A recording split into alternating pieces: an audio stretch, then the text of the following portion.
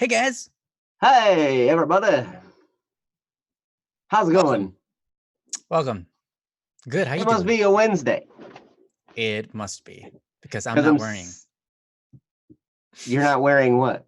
Not worrying. Oh, That's I right. was like waiting for the other to shoot it up. I'm not wearing short sleeves. A dress. Not wearing a dress. Yeah, there you go. Yeah. Must be Wednesday. I'm not wearing a dress. That's how I always Nice. figure it out. When I wake up in the morning, I'm like, am I wearing a dress right now? No. Oh, this must be Wednesday. That's usually how that Does, goes in the does morning, that every mean morning. you should? Does every other day of the week mean you are wearing a dress? Yep. All right. And away we go for the next episode Yeah, of I Don't Worry wear a I Wednesday. wear Suit it a I up. wear a night dress to bed. Whatever that Oh, is. really? Not a Really? nightgown. No. Oh, It's a dress for sleepy time. It's supposed to make you look pretty while you sleep. No, I'm nice.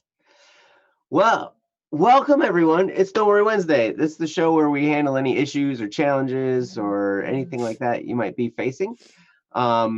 We do the best we can. We're not professional counselors, therapists, or psychologists or anything like that. We just want to offer some love and encouragement and be your friend and offer maybe some perspective, some advice along the way. We fully realize that you're probably smart enough to figure a lot of this out on your own, but sometimes it's nice to have an outside perspective, taking a look and just talking through an issue. So for all of you who have ever posted on our website or in the chat or sent us an email, we thank you so much because without you guys, this show would not happen. I mean, me and Ryan have plenty to talk about. that's true. We do. In fact, one day we're going to release all of our conversations we had for like, how long did we do that for? Like 6 months or something? I don't remember. It was a while. It was a long time. We'd just get together, we'd have It was conversations a about long stuff while and ago. record it. Yeah, I feel like we need to do it again and just start over and like. What? Well, yeah, because most of them were just audio. Yeah. We didn't have video. We didn't have Yeah. cool backgrounds and stuff, Although there's some good stuff in there, that's for sure. So rather, I just want to do it again, if that makes sense. Because it's awesome to talk to Joe.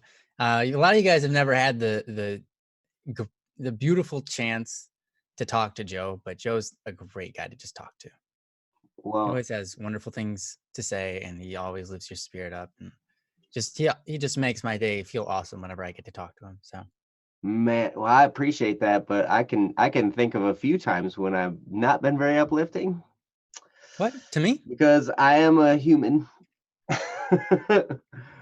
And therefore, I'm not very perfect. He's not any less than perfect. So, at any I love rate, you too, Ray. Princess Yellow is our chat room hostess. She has posted on there all the different ways to get in touch with us. You can just post in the chat. You can post on our website, bss.studio. She's put a link up there. You can also send us an email, dww@bss.studio, or you can direct message us on Discord. However, I'm not generally on Discord very much, but Ryan is from time to time. From time to time. And Princess is from time to time. Mhm. And we'd be happy to field your questions from there as well. Just let us know if you use any of those. If you'd like to remain anonymous, just put in there you'd like to be anonymous, and we'd be happy to honor that. So, but at any rate, yeah, we've got a queue of questions here. Let's Yeah. look. And I thought I was ready, but I didn't have the list up. Oh no. Oh no. But here it is. And I see a whole bunch of names that I haven't seen in a while. Welcome back, everyone. Rosie and I see Bree and Tef, and there's a whole. You guys are awesome. I Yeah, haven't. it's so great to see all of you. This, You guys were along a while Mhm. back, but haven't been here. I love you too, Bree. You're awesome. And Sophia, thank you so much for the kind words on my YouTube channel. Oh, So, that's Sophia stopped by and listened to one of my songs, and she posted Sophie is really awesome. sometimes like with like in-depth ideas about like the song and all sorts of different stuff, and she really actually like pays attention and listens carefully to like everything and what people have to say as well. She's amazing. Hmm. Yep. So thank you, Sophia, for that. I really appreciate it. So anyway, let's see. Bree, we have one from you that's fairly old. Uh, Looks like it's about your grandpa's passing. I don't know if you'd still like us to discuss that. If you would, feel free to post in there. And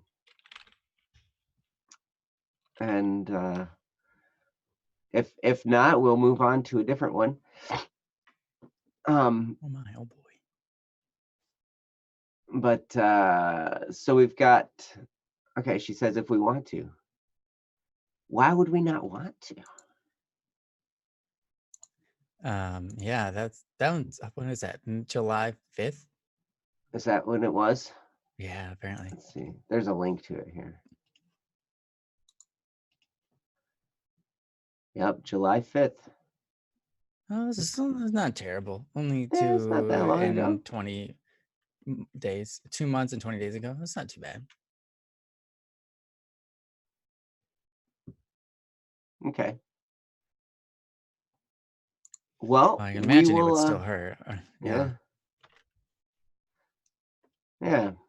Well, we'll do it because it's Yeah. what we do on this show. So Right. anyway, Bree, thank you so much for posting. Looks like Princess has already posted the link. So she's awesome. Oh, and Mhm. our producer's Jesse. Sorry, man. How could I almost forget Jesse? He's the one who turns us on and turns us off again. That's right. Turns us off and turns us back on again. That's right. Depending on the scenario. Right? Yeah, he Yep. knows how to do it.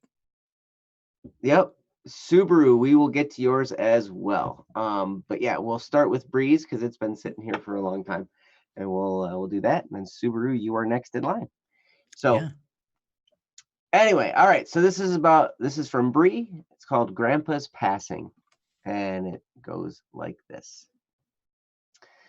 Okay, so everyone knows that I went to my friend's house for a week. It was fun as heck, but of course, something happened. My grandpa on my dad's side was sick for a week and no one told me. His blood was clotting a lot, so he had to be put on blood thinners. They worked too well, so his doctor told him not to take any more. On Sunday morning, my grandpa was found dead in his room. He was on his knees, hunched over. He was praying before he died. He knew he was going to die. I wasn't told until the next day. It was 1 a.m. when my mom told me. I wasn't even in his obituary. None of my siblings were. I haven't been in the best mood for the past few days, and the crying is getting worse. Wow. Mm. Bree, I'm sorry to hear about your grandpa's passing. I'm sorry also to hear about, sometimes with the obituary that, they will mention families, and sometimes they skip over certain family members or groups of family members. Sometimes it's just immediate children, or sometimes not even that, that they mention in obituaries. Um, but wow, what a painful experience, and I'm really sorry, um, that you've gone through that. Um, but I do take a bit of comfort knowing that he was praying at that point. I think that's probably what I would do if I was in that position and I knew that the end was nigh. I would probably start praying as well, and I think that's about the best way possible to go. So, but anyway, Bree, again, I'm sorry to hear that you had to go through that. I'm going to turn it to Ryan to speak about this first. So, Ryan, take away. All right. Thanks. Yeah, I think that Joe probably has more experience with things like this than I do. Um, but I'll give it my best shot. Um, I haven't had too many people in my family die. I've had, a couple, but um, they were when I was younger, so um, it managed not to affect me too much, even though I knew some of them pretty decently. um, you know, it's kind of interesting having somebody who's passed in the family. I have a great grandmother who's pretty much a saint. And by that, I mean, like, it's pretty much guaranteed she's like, in heaven. Because she was pretty awesome. Um, and when she died, there was some interesting things that happened, that were like miracles and stuff. Um, yeah, but anyways, not to get into that. um, I remember not too long ago, I asked my mom about them. Um, like I just said, tell me who she was. What was, what kind of things would you take away from her life that you thought were um, impressive or impacted you? Um, what made her such a great person, or what were some of her flaws, and ask things like that. And it was quite interesting. I was just basically like, tell me everything, and my mom told me lots of different stories about her, and it was actually a really wonderful experience, because even though I didn't get to know her that well throughout her life, because I was born many many years um, after she was, so I didn't get to experience her life, and she was way older than me. She was my great grandmother. So, um, but anyways, she told me a lot about um, her personality, different weird things that she would do, or how she would go out of her way to do other things. And it was a really, like I said, really wonderful experience to learn about all these things. And I was able to, one of the things that she apparently would always say was, "Nothing is too much." Um, and by that, she meant like nothing is too much to handle. Um, she would always go out of her way to bake everybody a cake on their birthday, and prepare all the food on all of the holidays. And people would be like, "Hey, well, you're doing too much, sit down," or whatever. And she'd be like, "Well, nothing is too much. Don't worry about it. I got it handled," type of thing. I told this story about it before, but when she was like 60, she asked some workers to fix her house because the foundation was caving in. And or the garage of her house, and they said that they wouldn't do it, it couldn't be done. So she went and did it herself. She she actually dug out the entire area around her house, putting cement blocks underneath the house, slowly stacking it up and jacking it up. Then, when she had a giant hole under her house, she filled it all with cement, smoothed it over, and then lowered the house brick by brick at the age of 60. Oh my gosh. This girl is insane, right? Like, that's Wow. crazy. So, Something's got to be done, man. yeah, that was her. She's like, "Yeah, let's do it." Like, that's crazy, right? Okay, so my point here is this: finding out about, more about this person, you know, of course it might have, in your position, it might make it hurt a little bit more at the time, but at the same time, it's really, really wonderful and relieving to get to know this person that you um, don't know everything about. And so I would suggest um, talking to the people that were close to them, if you know any, and ask them, like, tell me about grandpa. Tell me all the good things that you remember about him, or tell me his personalities and his quirks, or some weird things that he used to do that either bothered you or that really um, inspired you, or whatever. Things like that. Ask things like that to people who were close to him. I think doing that, it makes them feel a lot closer to you. Um, and it makes them feel like they're not so far away. And then their life gets an extra way of impacting you, and you feel like you can kind of take them with you. And it doesn't feel I think that it will help you feel not so much heartache, because then there's not as much loss. In fact, it gives you a chance to gain something you didn't think about gaining before, um, to experience their life that they lived when you weren't there yet. So, yeah, um, that would be my main recommendation here. Um, and I think that it could do a lot of good. Um, but yeah, like Joe said, I think that his passing sounds like it was, maybe it was hard for him, maybe it was painful, maybe it wasn't, but um, I feel like he did the right thing at the right time, and you know, I think that's actually really cool. Um, so, anyways, I'm gonna give it over to Joe and see what kind of things he might have to say. Well, I appreciate that, Ryan, and I also appreciate the story about, was it your great grandma? Yeah, my great Your grandma, time, she's your great awesome. grandma. Yeah. Um, I've Very I've had quite a few family members pass away. Actually, in oh, man, what was it? Kind of over the winter and spring, we had like three people Mm. on my mom's side of the family that passed away, and so it's all kind of right in a row, and all of them had been, dealing with some pretty tough illnesses. Um, and they'd been going on for a while. Um, one in particular was my uncle. I remember getting to talk to him for a while on the phone, probably a week before, and he knew it was coming, and everybody knew it was coming, and he was in hospice care and everything. And so he was actually kind of looking forward to it, because he's a Christian, and he believes in heaven, and his wife had preceded him in death, and so he was looking forward to getting to see her again. He was looking forward to, just like getting out of here. He's like, hey, I've been on borrowed time for about 7 years anyway. Hey guys, I'm out of here. Yeah, That's great. I mean, it's cool. yep. But yeah, so he was actually kind of excited looking at what was to come.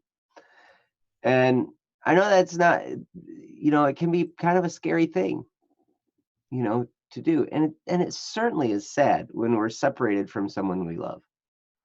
When, and especially a separation that's that drastic, like they're not Mm. here materially anymore. But just because that doesn't mean they're not still very much alive. And, that's one of the things that I've always taken comfort in. Um, when someone close to me passes away, or someone I love, and I know then I'm not going to be able to see them anymore. Um, it hurts, and it's a deep kind of hurt, you know, but the comfort that I've found has always been knowing that, they're more alive now than they were before, because they've shed all of the problems that they had, all the issues that were going on for them while they were here. All that stuff is gone now, and they're experiencing God. And it's like, wow, like, and the cool thing is now, see, I never had this little bit of it. I'm going to get a little bit theological, but the whole idea that, you know i can I can ask them to pray for me, because they're sitting up there with God, you know like, they're a lot closer. And and also, if they're in heaven, they're also righteous. And so their prayers carry a little bit more weight, because they're 100% righteous now. And so I can ask them to pray for me, and I know that they are. And it's just, the relationship doesn't end. And that's one of the beautiful things. Like, death does not get the final word. And now that I understand that, it's biblical and everything. So anyway, that's my religious spiel. And for those of you who are not religious, I apologize and thanks for enduring. Um, but one of the things also, I mean, I remember Gandalf the Gray. Actually, no, it was Gandalf the White. Gandalf the Grey and Gandalf the White. Yes, but And it was both. when he said this, he was Gandalf the White, Yeah. and that it looked like everything was going to end. It was in like the big battle at the end of Lord of the Rings, the Return of the King, and he's sitting there with one of the hobbits, and the hobbit's like, man, I just didn't think it would end here, and he looks at him and goes, end? Oh, it doesn't end here. Death is just another path, one we all must take. And I sat there and it made me think. It's like, yeah, we do all take that path eventually. But one thing that's cool is because I noticed that I'm still here, that means I still have something to do. I still have something to try for. I still have something to work for. I still have a difference I can make to people around me. At the end, well, then that'll be the end, and then the next journey will happen. And that'll be great when that happens. But since I'm still here, I know I've still got stuff to do. And that's just figuring out what it is I'm supposed to be doing today. And it's really helpful. One of the things they talk about, I think it was Stephen Covey in 7 Habits of Highly Effective People. He's talking about being proactive, and that means like just focusing on things that you have an influence on. And one of the things is, death. You don't really have any control over the fact that you're going to die someday. So there's not much chance of like worrying about it because it's going to happen. So one thing you can do is you can look to that day. You can be like, okay, that day is coming. So now when I get to that point, what am I going to wish I did with my life? And that can give you a great perspective because then you can kind of live your days, thinking, what am I going to wish I had accomplished? What kind of difference did I want to make? And it can really help get your mind in the right place. It can really help you start thinking more compassionately toward others, help you start thinking more about the bigger things, like what's important, what kind of a legacy do I want to leave behind, what kind of things do I want to do. And I love, you know, I love the fact that I get to be here with you guys. That's one of those things that, I'm sure I'll look back on and I'll be like, man, every Wednesday I got to hang out with a great group of people and I got to chat with Ryan and do this and listen to people and maybe help them sort some things out. And it just always feels so good to be around this group of people. And Bree, you're one of those people, and I'm so glad that you're here. And I'm so happy to see your name pop up in the chat again. Mm-hmm. And yeah, so hopefully some of that was helpful. Ryan, do you have anything else to discuss on that? No, I don't think so. I just really liked what you're talking about with kind of like looking forward and saying what do you wish you would have done? What do you wish you would have accomplished? And I think that's something I do often. When I look towards, I guess, the end of my life and think about death and look at myself and say, what can I what can I what can I do with my life? What do I wish I would have done in that moment, or in all of my moments? And a lot of times you can do that just like 10 years out. Like in 10 years, what do I wish, where do I wish to be, or what do I wish to have done, accomplished, whatever. And that's fine too.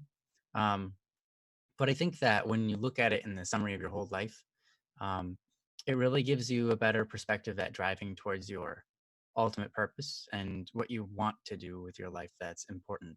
It puts things in the right order, I think. Um, So yeah, I thought that was really a really good point. Well, thank you. Yeah. Does my mic sound weird? It's just a little crackly. It'll probably work itself out. All right. Is your phone next to it? No, but I'll attempt to fix it. Hold on while I am silenced for a few seconds here. It's silence. Hurrah! So anyway, sorry, Bree, thank you for posting, and hopefully some of that was helpful. And please keep coming back. My goodness, come back, post again. You know, we'd love to have you on the stream more. And yeah, sorry about not doing Fridays anymore. For a long time, we were doing every Wednesday and Friday. Yeah. But yeah, schedules got crazy. You know, my kids are getting older, and now everything's just going nuts. Yeah. So. How's my audio now? Is it better? Is it crackly, or is it so gorgeous? Thank you. You sound almost as good as you look. All right. Whatever that means. Which is really, really good. Oh, okay. So right on. So all right. Let's see. Subaru, are you still here? Yeah, I hope so. They're definitely next in the line here. Mm-hmm. Yeah. Subaru. Are they? It's not too long. Well, I don't know. They posted not too long ago, but yeah. Well, we promised Subaru we would do theirs next, but yeah, if Subaru's not here, we'll go on to TAF. But Subaru, if you're here, please do say something. Mm-hmm. Even if it's just a bunch of letter A's. Airplanes. Yeah. Yeet. Yeet. All right, Subaru's here. Tef is also here. Yes, Tef. How cool. Hey, Tef. I love that guy. He's awesome. All right. Well, Sophia, when you figure out all the complications, please feel free to post. Mm-hmm. All right. So anyway, so this is from Subaru. Am I meant to be someone? Am I meant to be someone? Is the name of the Yes, I'm gonna post a link. Thanks for posting. Thanks for posting this on our website, Subaru. Yes, absolutely. Thank you. And I posted the link, so I beat Princess. Oh snap! Princess is gonna be so mad at you. Oh wait, but there is another one. There was one from August 28th. Oh. Oh wow! So Subaru, do you want us to do the first one or the second one? There's the question. Do you want us to do what it means to be a hero, or that's right? Yeah, I remember. Or am I meant to be someone?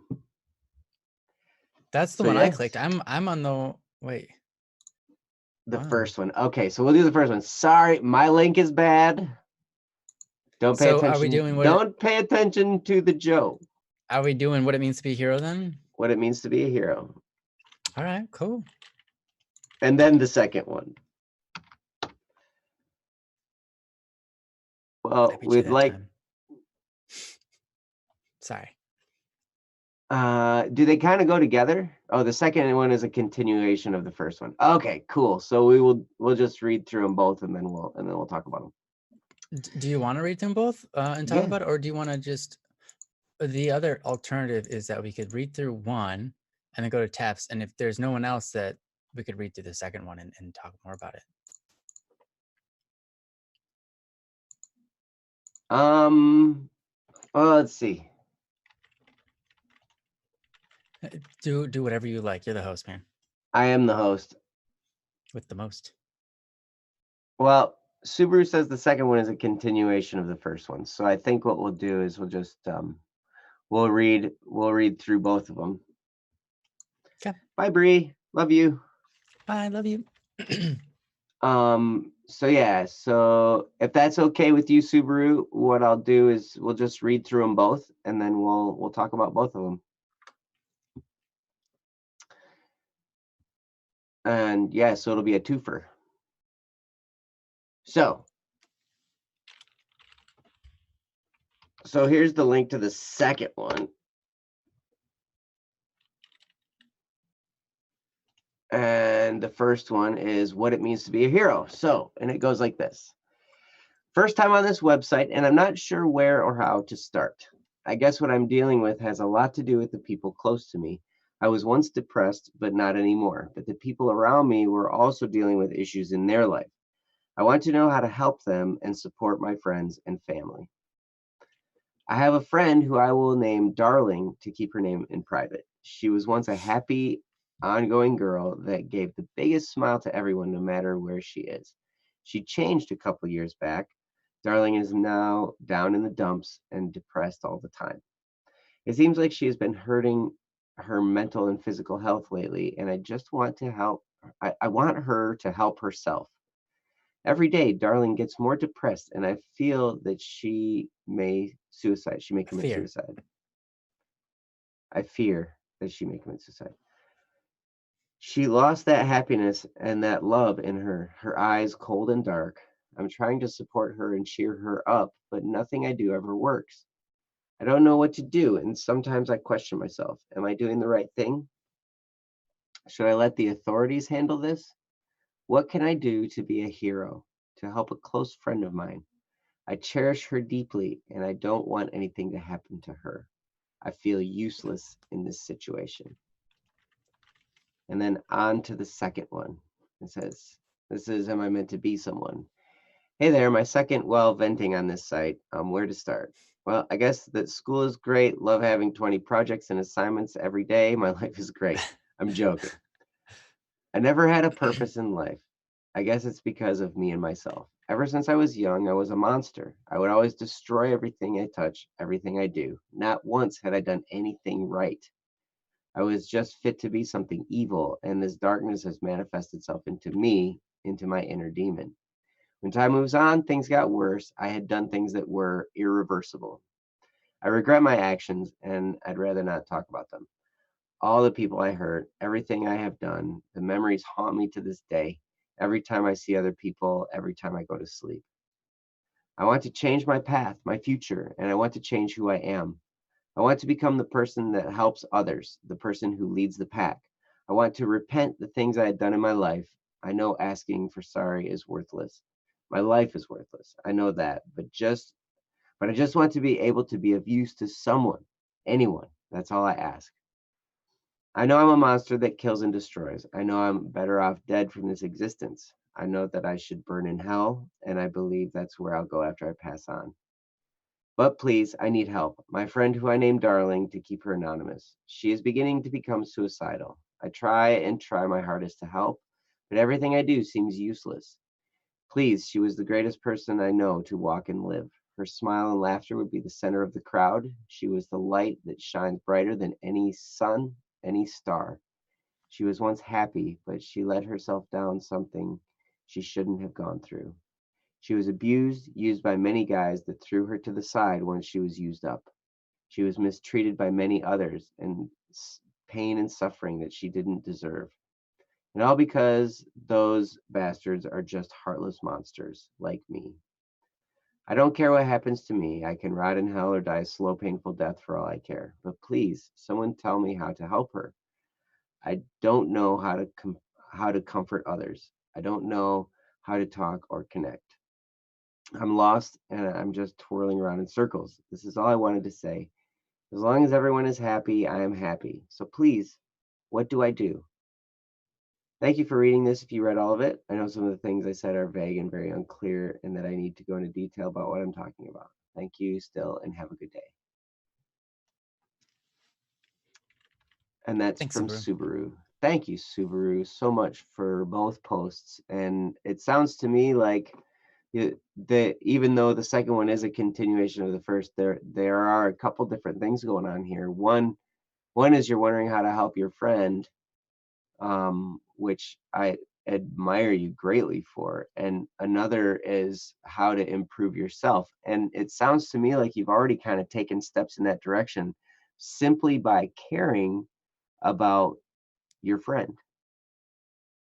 And because you care about her well-being, you're not that monster that you described. Because a true monster wouldn't care about another person. They wouldn't feel like that they should help.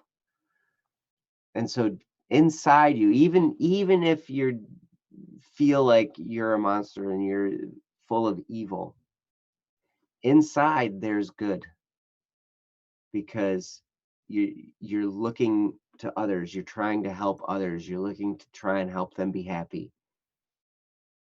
And that is, if it's just the tiniest kernel, it's something that you can build and grow with. And Ryan knows exactly how to do that. So I'm going to turn it over to him. Hey, how's it going? um, one of the things I thought about, it's kind of comical. You wrote, you named her darling to keep her anonymous, and I thought, wouldn't that be funny if someone was like, to keep her anonymous, I'll call her Sherry, but Sherry's her actual, like, her real name. I thought that would be funny. Like, because then no one would know, right? They'd be like, oh no, it wasn't you. I told you, So I it said, certainly isn't that person. yeah, it certainly isn't them, right? It could be anybody if you say some name of someone you don't know, but if you use their actual name, I just thought that would be brilliant. Hmm. Anyhow, you said I want to change from being someone that once brings pain to others to someone who helps others. Yeah. Like Joe said, I think that that's a very good thing, and that shows that you're on the right path to doing that. I think simply the desire to do that is the first step, right? And now you're just figuring out the path to get there. And I think that caring for other people and being worried about their mental health and physical health and things like that is the right path. Because I think, again, one of the things that makes the biggest difference in whether we are good or evil a lot of times depends upon whether we're able to focus on others rather than just ourselves. A lot of times, see, I don't think anybody is truly 100% evil, nor is Mhm. anyone truly 100% good. Most of us humans, anyways, follow that. Um, and I think I know that's definitely true for you, right? Um, but one of the things is a lot of times we aren't intending to be evil. I think being evil requires a little bit of intent, right? But sometimes we try to do good things or simply things that we see as good because they pleasure ourselves, right? They are pleasing to us. Like sometimes, for example, destroying some Legos or something might make us feel good for that moment while we're destroying it because we're watching it kind of like, you know, shatter into pieces and things like that, right? Um, and we do that for our joy, for our entertainment. So it's not necessarily an evil act, right? But if we are paying too much close attention to fulfilling our desires and not other people, then yeah, we definitely go down that road of becoming more and more like a monster, I suppose. But, I don't think that at this moment that is you because right now you're looking at other people and you're trying to figure out how do I help them? So I think you're already on the right path. You just need to keep on going down that path. And it's one of those things, Subaru, that is going to be a lot of trial and error. Um, and then finding your way through that. And most things in life we fail at a lot before we really get to understand it and do it well. And even caring for others or comforting others is included. Don't expect to be able to comfort people easily if you haven't done it very much before, right? But if you want to be able to comfort people, I think there's a few things I can help you with. Um, I think one of the main things is just being there with them and letting them talk. A lot of times people don't necessarily want advice. Um, Most people, when they tell you their problems, aren't looking for advice. They're just looking for comfort. So allow them to do that, and then just let them say what they need to say, and then let that be that. Um, and I think that does a lot of people really well for comforting others. Um, he said, "When I call myself a monster, I mean I hurt others to the point of something that can't be reserved or reversed. Jeez, no matter the things I can do to change. I was bullied that said and done cruel things. Oh, sorry, yeah, I was a bully that said and done cruel things. Um, yeah, I fight nearly beating others to a pulp. Got it. Um, and you said things that damage others greatly. Yeah. Um, that's that's really unfortunate, and I feel sorry that you had to do that and you had to go through that. Um, I think it's important to um, be able to find forgiveness for yourself. And you might think that nothing you've done can ever be reversed. And you are 100% right. And you might think that the things that you did were wrong. And you are right. They were wrong. When someone wrongs somebody, it's wrong, period, right? Mhm. But this world cannot survive without forgiveness. Forgiveness is a huge blessing, a huge part of existence that is crucial to humanity. Because imagine this, imagine you have a friend, right? You said um, a lot of your close friends left, right? Imagine you have a friend and you say, if you do anything wrong, I will never forgive you and I'll just hate you instead.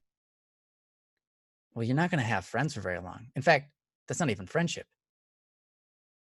Friendship is when you're fighting by someone's side. You're fighting for them. You're with them. Your intentions for them are good and you want them to become a stronger, better, wiser person. That's friendship. And you have to endure their problems.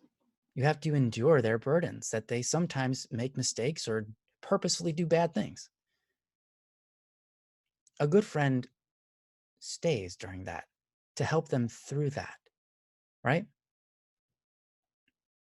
Are you your friend? Are you doing that for yourself? I think that's a really important question because no one's perfect.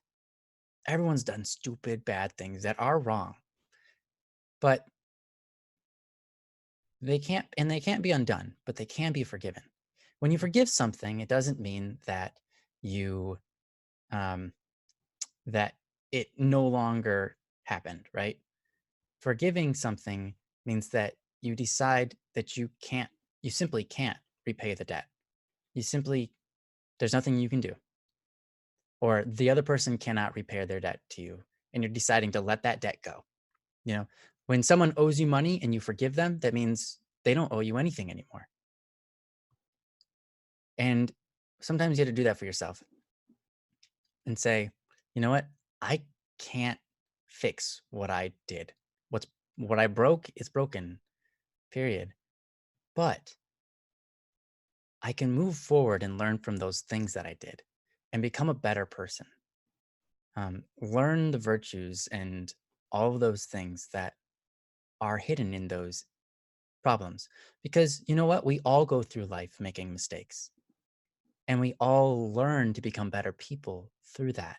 If we choose to look at those problems and those issues that we had in that light, we can look at our problems and say, oh, geez, they're just terrible. And, and that's that. And I don't like it, period. Or you can look at your problems and say, what can I learn from these? What can I gain from these? And then you start to go down a path of self improvement. Then you can take then you can take that monster that you were and turn it into something great, something wholesome, kind, honest, something holy, something that everyone can look up to. You know, um, if you want your friend, right, to not be depressed, here's here's the best advice I can give you. We make the biggest impact on people by being around them.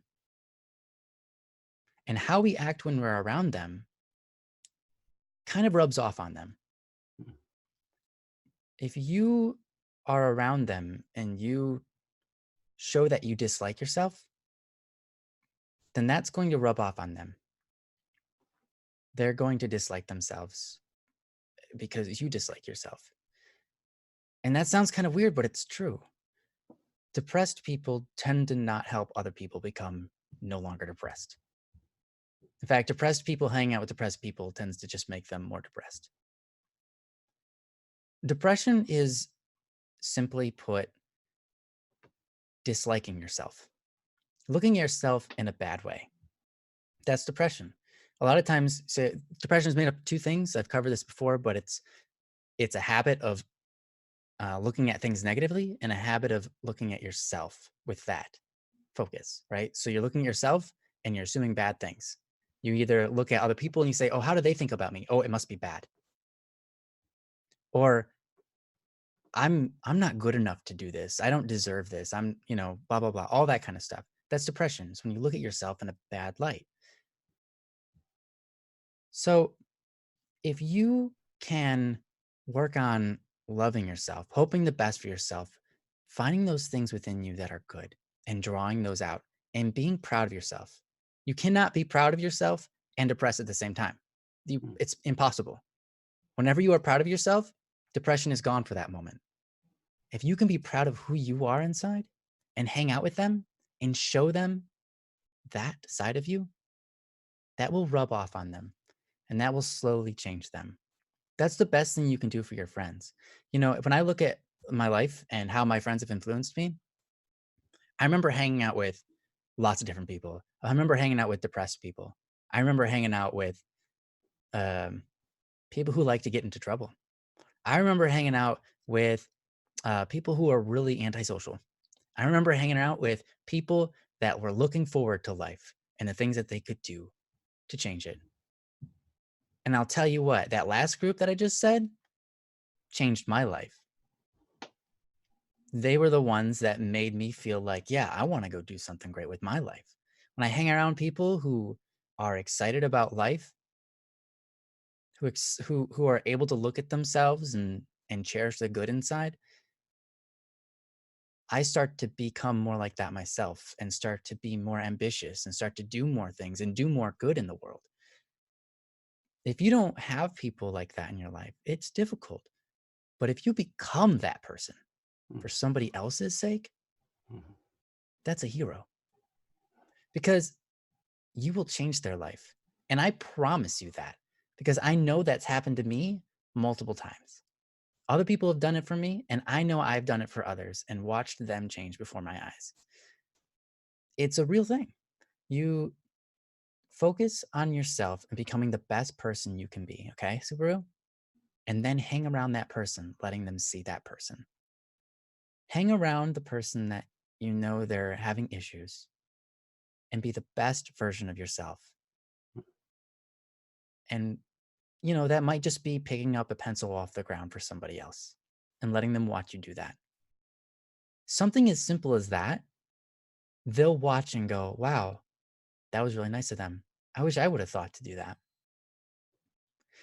Or when you go up to somebody and you see that they're wearing pants that are really cool, and you're like, hey, I like your pants. Your pants are really cool. Where'd you get them?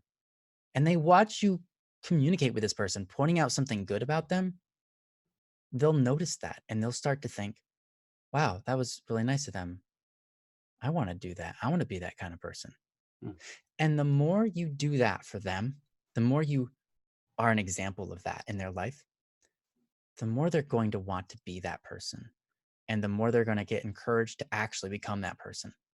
And when they start to do those things that they would be proud of, depression is gone. Because like I said before, you cannot be proud of yourself and depressed at the same time. So you be proud of yourself, okay? You do the things, think about yourself. What kind of person do you want to be? What kind of, what are the good qualities in a human being that you want to exemplify. Do those things. All you have to do is do those things. I know sometimes they can be nerve-wracking or hard. Sometimes you have to communicate with people and you don't want to, but sometimes you just have to do it. You force yourself to do those things. You're like, these people have never seen me act this way before. So if I act this way, people are gonna like make fun of me. Do it anyways. Because guess what? You'll be proud of yourself. And when you start to become the person that you're proud of, I mean, that's a game changer. That changes everything. All right. So that's my best advice. Be the person that you would be proud of being in every moment that you can. Forgive yourself of your issues and your past because you cannot change that. The only thing you can change is what you're doing now and where you're going to go. What you've done in the past is the past. All right. Leave it behind you. The only time you need to look at it is to say, wow, that was a bad idea. I forgive that person. I forgive myself. And is there anything I can take out of that to become a better person? Well, now I know what not to do, right? At least. But now I also know why people act like that. So I can forgive those people too. You know, there's a lot of things that we do is because we want that joy. We have that desire to fulfill, right? And it leads us down the wrong path. But it's not usually because we want to be evil. And I think if you understand that, then you know their intentions aren't necessarily purely evil, and it helps you forgive them, and especially yourself. But yeah, by hero meant you can save others. Yeah. Even just a little bit. Yeah, absolutely. You can be that person. You can be that person. I'm sure you already are that person and you don't even see it yet. I bet you already are, but you don't see it yet. But if you can see yourself in a new light, you know, I guess one more thing I kind of want to add on here is, you know, your past doesn't determine your future, right? The past that you lived and who you were doesn't decide who you get to be. It doesn't decide your value. It doesn't decide any of that. Your value is infinite, period. You always have the potential to become good. No matter what path you take in life, there's always a path that leads to God, a path that leads to good. No matter what path you take, there's still a path open to you. There's still opportunities to do good in the world. And so don't think that the past has anything to do that with preventing you from being who you want to be. Who you want to be is simply who you act like in every moment. And just act your best. And then you can get there. Anyways, I've talked for a really long time and I'm gonna let Joe talk about the things he wants to talk about. I don't know. I think you're on a roll, man. You could probably keep going and handle the I whole could. thing. I had way more to say. It's all right, yeah. I could go on and on and on. But yeah, first of all, Subaru, the very fact that you're here and that you're talking about this, you know, that says a lot. You know, I saw in a previous post in the chat that you try to go to temple every Sunday as a Buddhist. You want to learn more about good virtues and kindness in life, and that's the thing. I'm a Roman Catholic, but I also look at Buddhism, and there's a lot of truth that Oh are yeah. shared between our faiths. You know, virtues and goodness and kindness, and and selflessness, or you know, to not be self-centered. There's a lot that that can commingle. And it's interesting because one of the things I learned on the way to becoming a Catholic was that my identity is not my sin.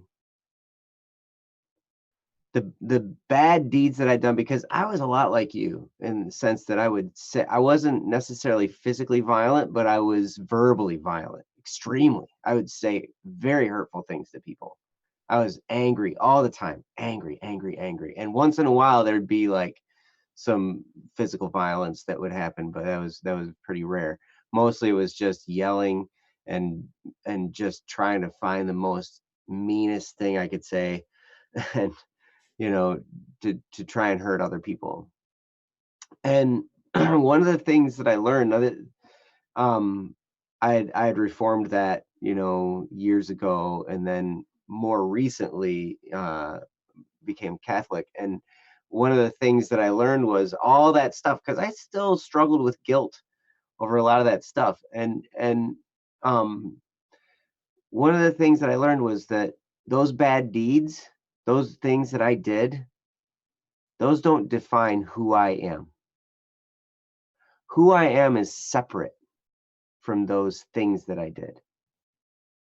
The sins, even the sinful feelings, the hurtful and harmful feelings I have, those are foreign objects to me.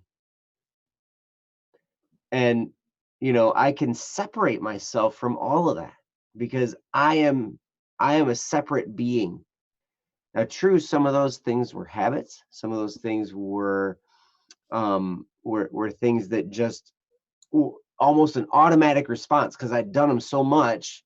It was just my natural automatic response out of habit. But then I could change that, and you can too. And you're in the same position here, where even though you've done some things that you consider to be evil, even though you've done some things that make you feel like a monster,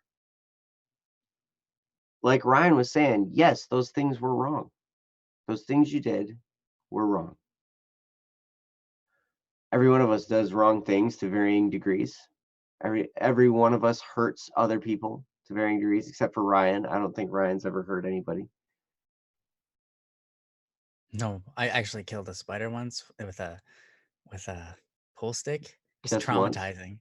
Yeah, like because its skeleton crushed, like, and I feel the vibrations through it was sickening. Oh Hmm. my gosh. I can't kill bugs. I can't Do kill you squat? spiders. Do you swat mosquitoes? No. Not even mosquitoes. No, yeah. I wave them away. I'm like, get away from here. Wow. Darn darn spawn of Satan. God created all things except for mosquitoes. Satan. The mosquitoes are the spawn of Satan. I mean, that's obvious. Right.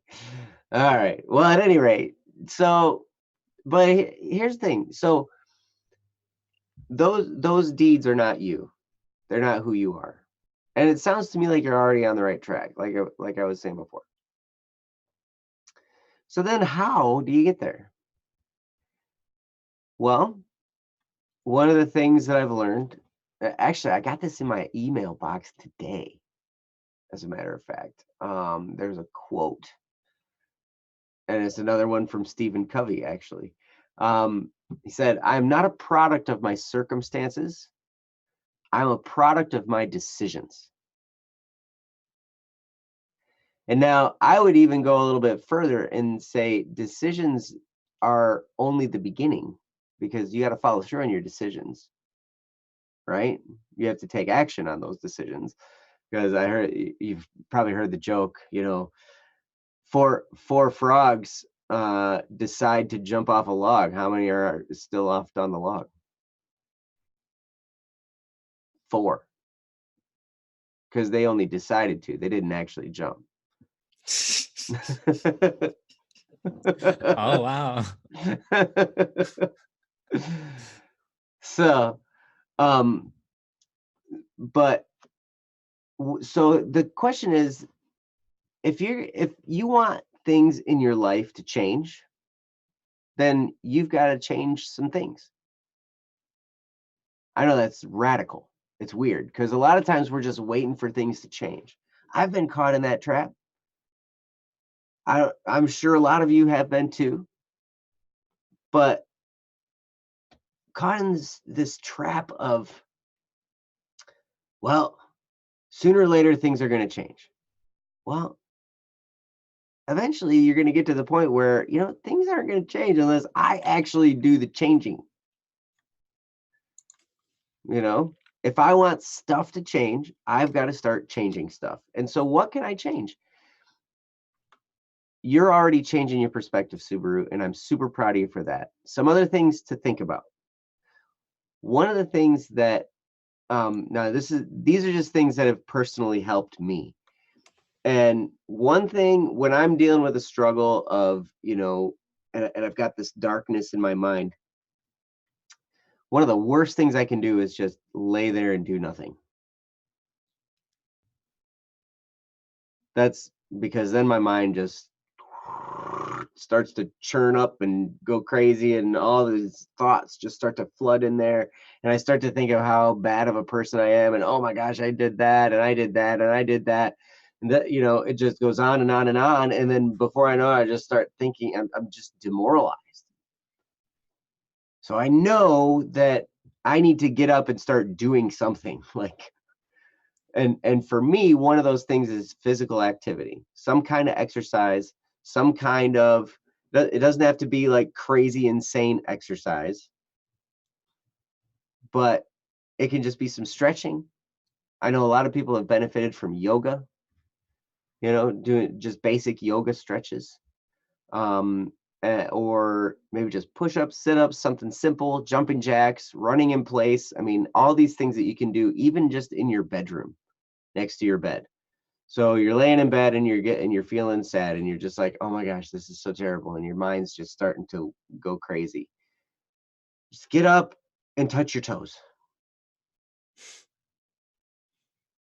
Stand up and then do some toe touches. Stand up and do some jumping jacks. Stand up and run in place for a few minutes. Do something physical. And what that does is then that creates positive feelings going through you. And then you can move on from there. And then if you have stuff you want to accomplish, you can go get to work on some of that. You're already listing things out. I want to make a difference to these people. Well, Ryan laid out some great things you can do to help your friend. Make contact, be around her, and be as happy as you can be. Ryan also said something very important. You can't be depressed if you're proud of yourself. That's very, very true. I'm streaming. Oh, sorry. You also can't be depressed if you're thankful. And we all have stuff to be thankful for. Here's one great thing about God and the way the universe is set up. That from every evil thing, a greater good can come out of it. And some people say, there's this whole theology behind the problem of evil. Well, if God existed, why would there be evil? Well, that's a really good question. We don't necessarily know the full answer to that. But one of the things we notice through human history, that things are a certain way, and they're okay. The world's a certain way, people get along a certain way. Relationships, you'll see this a lot in relationships where, your relationship is good, but then somebody does something to hurt that, one person hurts another person, or there's this trauma or something happens and they're mad at each other, or some kind of bad thing happens, some kind of evil happens in the relationship. But then through forgiveness and reconciliation, what comes from that is an even brighter and stronger friendship, like a deeper bond than ever existed before, that would not have existed if the evil thing hadn't happened. And so this is a really weird thing, but if you're having trouble being thankful for something, you can be thankful for the bad things, knowing that through those bad things, greater goods can result. And you can look forward. That's something to look forward to then. Like, yeah, this bad thing's happening. This bad thing is really painful right now. But you know what? Something really great can come from this. and I can't wait to see it. It's going to be awesome. And so you can really like that's a way you can really you can take something that's bad and put a positive light on it, and then you don't feel bad about that thing as much anymore. Yeah, it's still a hurtful experience. Yeah, it's still, there's still guilt involved. There's still sorrow for the wrong that occurred. You know, through that comes something better than ever existed before. That's just the nature of how things work. I'm sure you've seen it before. I've seen it before. I see it constantly. As a matter of fact, just to I'll bare my soul a little bit to you guys. You ever meet those people who's like, they got a very short temper? You ever meet someone with a really short temper and they're like, they blow up at everything, and you ever meet that guy? Just like, oh, and it's kind of explosive. They're kind of tough to be around. Well, okay, so and then the opposite. Have you ever met the guy who's just really, really patient, and it takes a long time to make him angry? And they're just like, okay, no big deal, no big deal, no big deal, no big deal, no big deal. Did you ever see that guy at the end of his fuse? The guy who never gets angry. The really patient guy? Yeah. You ever see that guy when, like, okay, so the temperamental guy, the guy with a really bad temper, he's like firecrackers all the time, right?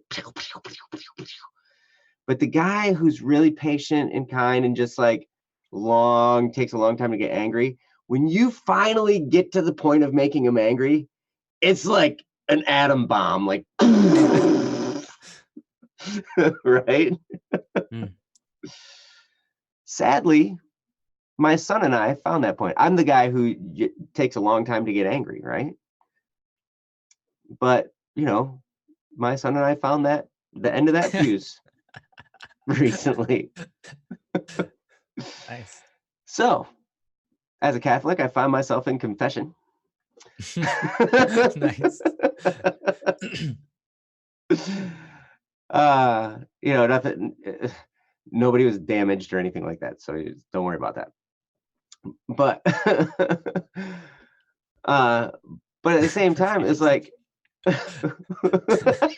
that's great, Akil. So here's what I'm trying to say with all this is, even though these experiences happen, one, like I said before, the stuff we do, that does not define who we are. Right? Now, to a degree, yeah, our actions make up our lives, our day-to-day lives. Yes, that's true. But if we do things that are wrong, those are foreign objects to us. All that stuff can be changed. And so then it's a matter of, okay, what kind of changes can I make? I sit there and I'm like, okay, how can I have an even longer fuse now? I need to be like Buzz Lightyear. My fuse needs to go to infinity and beyond. Dang straight, man. That's, yeah. Sign me up for that. So, yeah. So at any rate, the one thing is, your actions are not what define you. The other is you can change. And then the other is be thankful for those bad things that happened. Because out of those, you can grow. Different things can change. The changes that can be made will bring forth something greater than ever would have existed without them. And even still, we got to the end of that fuse and all that event happened. The reconciliation and the process of forgiveness and the process of getting back together between me and my son has been absolutely beautiful. We're closer now than we were before that. And it's cool to see that. Now, we don't like that the bad thing happened, but we're thankful that the good can come out of it. So anyway, I'm going to turn it over to Ryan Sure. and see what else he's got. As a quick example as to what Joe's talking about, imagine you have a washing machine, right? And your washing machine breaks.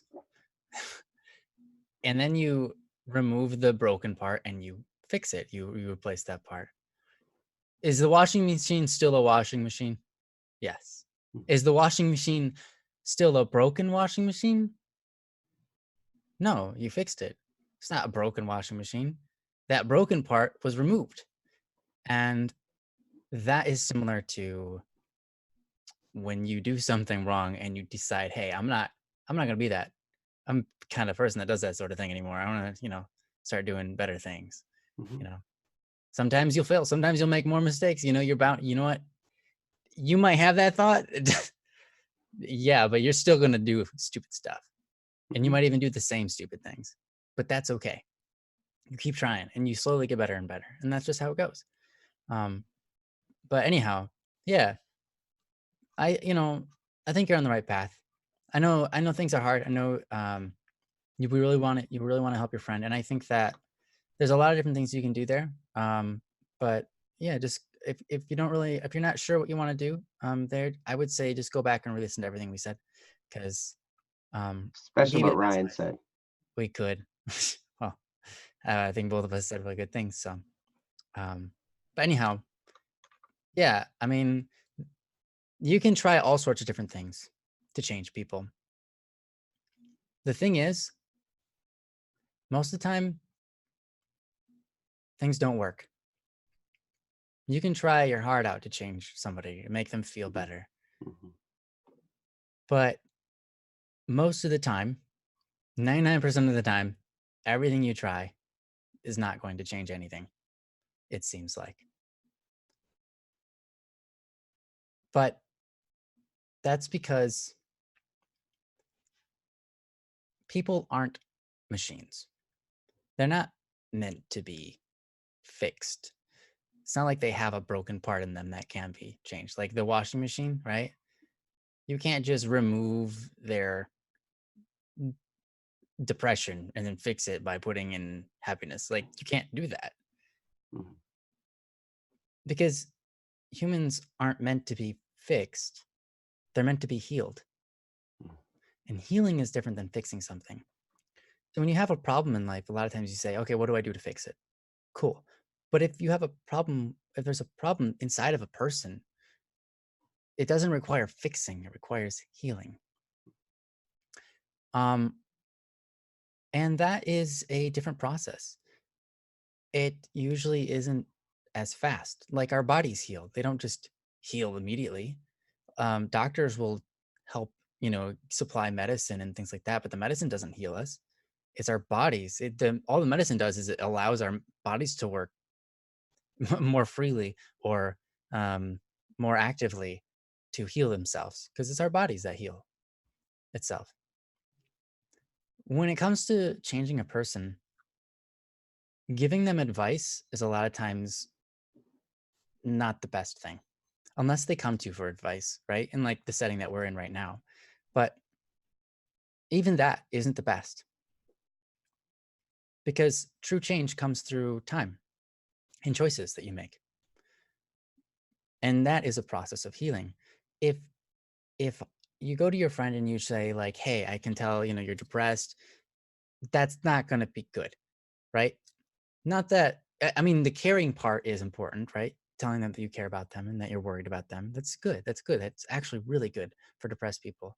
Letting them know that you care about them and that you're worried for them can be good. But the problem is when you try to help someone fix a problem, like, hey, all you need to do is this and this and this and you'll be on your way, right? All they hear is, hey, I know that you're really broken. I also know that you're broken and that you're broken. Mm. So yeah, you're really broken. That's what people hear. They don't, a lot of times that doesn't fix people, um, because you point out their flaws. When you try to help them, a lot of times you're just pointing out their flaws. Instead, if you go on a journey with them, then you start to shape them. Then you start to move them. Then you start to help them heal and develop through a relationship, through adventure, through time, through activities and things like that, through making kind of forcing them to make their own decisions and choices and um, that sort of thing. So my best suggestion is to be with them and be an impact on them by how you act with them. Encourage them to do things with you. Invite them along for your journey. Invite them to grow with you. Mm. Because if you try to help them grow and just them, and you're not worried about growing yourself, you're going to fail. And I'm sorry. It's really mean, but you will not accomplish what you're going out to accomplish. And I know because I've tried. But if you focus on becoming a better person and inviting them along for that journey,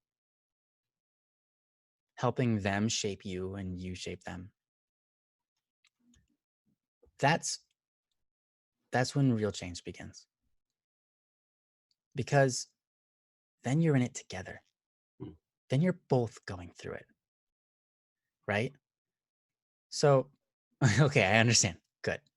One last thing I want to touch on is this. You've said things that made someone commit suicide. And that's really hard to deal with. And it's really hard to forgive yourself over that sort of thing, right? How do you go back and say, well, how do you let that go? That one's tough, right? I can tell you that if I didn't know better, I could say that I was also responsible for a suicide because, well, long story short, someone read my message on someone else's phone. They figured out who I was, and the day after, they committed suicide um, because that really broke the other person's heart. And I had told that person that I wasn't talking to them. So I lied to this person and then they committed suicide, right? That's hard. And that made me realize like I need to not lie to people. Holy cow. Right? But here's the thing.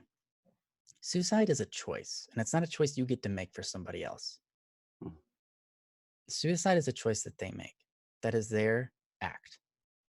And no matter what you did not kill that person. You did not murder that person.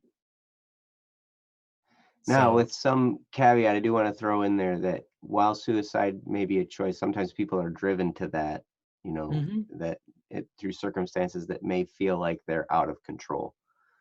So Yes, that's true. that That's true.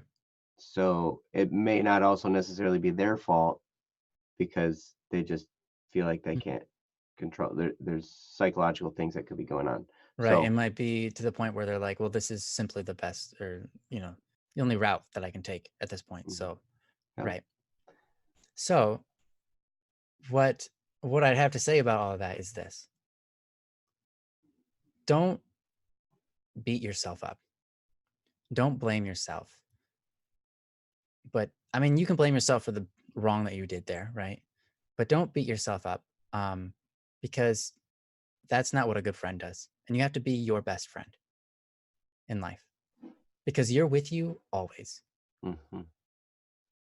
And if you, yeah, if you don't treat yourself well, if you beat yourself up over the problems and things that you did in the past, right? Then how do you expect to, how do you ever expect to get over it? How do you expect to become a great person if you don't even allow yourself to do something because you keep on pushing yourself down, telling yourself that you're not good enough or that you've done all these terrible things, right? So anyways, yeah, it's I mean it is a hard thing to go through that and be somewhat partially responsible for an event of someone killing themselves. Um but life isn't over for you and it's not technically over for them either. You can pray for them, right? So um yeah, um just because that's the end of what happened doesn't necessarily mean it's all bad. Because, like we were talking about earlier about death, it's not all bad. It's just another path you have to take at some point. So, anyways, we love you, Subaru. You're awesome. Thanks for being here and sharing with us. But yeah, that's all I want to say. And I'm proud of you. So keep moving forward in caring for others, and do your best to continue caring for your friend, because I think that you will make a very big difference in their life. Mm-hmm. Yep. So. One key thing Ryan said in there, it might have been in the first part, was the importance of forgiveness, forgiving others and forgiving yourself. That may seem impossible, but you can start small. Start, even you might not be able to forgive yourself for some of the big things, but you can certainly start with some of the smaller things. Because yes, I understand there's a lot of pain. Pain is part of the healing process. We always think pain is this bad thing, and it does hurt. So it does come across as bad, but it is part of the healing process. Mm-hmm. But the thing that's going to move along the healing process to actually being fully healed is forgiveness. That forgiveness is what's going to drive it. So the more you can learn how to forgive others and to forgive yourself and just let go, Mm-hmm. Honestly, there's so much more that could be said about that, but Mm-hmm. I think we should move on to the next one. Yeah, I think I heard a Buddha quote actually that harboring anger and unforgiveness is like clutching a hot coal because you're going to throw it at somebody. Hmm. But you're the one who gets hurt because you're clenching this hot coal. Mm-hmm. Right. But it was something to that effect. Yeah. But nice. Anyway, Subaru, you're awesome. Thank you so much for posting. Mm-hmm. And hopefully some of that was helpful. And I see all these hugs. I had to jump on top of the hug because there's all this hugging going on. I was like, Yeah. I stage dive Hugs the are hug. good. Hugs are good. Yeah. Thanks for the help, princess. Mm-hmm. But all right, so onwards to the next one. Tef, are you still here? Yeah, there's Tef, and I'm not sure if Rosie's still here. If Rosie's here, I saw she posted Tef. a little while ago, and Tef was here a little while ago too. So, Yep. either one of you two.